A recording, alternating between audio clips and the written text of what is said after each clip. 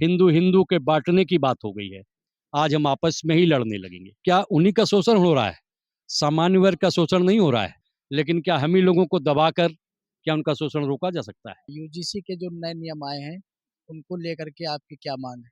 हाँ, यूजीसी जी को जो नया नियम आए हैं अभी 13 जनवरी से ही उन पे हुआ है, उस पे लगभग सभी उनके जितने भी हैं सब पे ऐतराज है। एक तो ओबीसी और तमाम तरह के वो तो है ही हैं। दूसरे हमारे सामान्य वर्ग के लिए काफ़ी नुकसान है। हमारे बच्चे जो भी पढ़ने जाएँगे, उनके खिलाफ जैसा कि हमने पढ़ा है, उनके खिलाफ अगर कुछ भी होता है, तो काफ़ी दिक्कत होगी, वो तो सभी को मालूम है। सरकार का मानना है कि जो एससी, एसटी, ओबीसी के बच्चों का वहाँ पे शोषण हो रहा था, तो उसके लिए हमने नियम बनाया है, तो इसमें आपत्ति क्या है? नहीं, शोषण क्या उन्हीं का शोषण हो रहा है? सामान्य वर्ग का शोषण नहीं हो रहा है।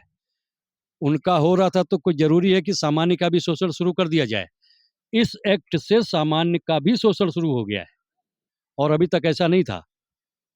और ये तो सामने खुले रूप से दिखाई पड़ता है कि सामान्य का शोषण मतलब एक का शोषण हो रहा है तो जो उसको आप रोकथाम लगाइए, उसके कई अन्य भी उपाय हैं। लेकिन क्या हम ही लोगों को दबाकर क्या उनका शोषण रोका जा सकता है? इससे तो समाज बँटेगा। आज हम कह रहे हैं हिंदू एक है, हिंदू हिंदू के बाँटने की बात हो गई है। आज हम आपस में ही लड़ने लगेंगे। अच्छा, आपको क्या लगता है कि मतलब यूनिवर्सिटी में, हॉस्टल में आपस में ही बच्चों के बीच मतभेद पैदा आपस में मतभेद हो गया, जब से ये आया शुरू हो गया है और सामान्य वर्ग हीन भावना का शिकार भी होने लगे।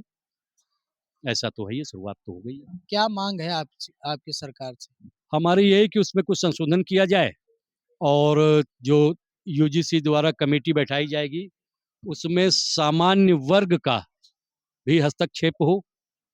जैसा कि हमने पढ़ा है कि सामान्य वर्ग का भी कोई उसमें कैंडिडेट नहीं रखा जाएगा, तो हम कहाँ जाएँगे? किससे अपनी फरियाद करेंगे? हमारी कौन सुनेगा? किस प्रकार के संशोधन की बात कर रहे हैं आप?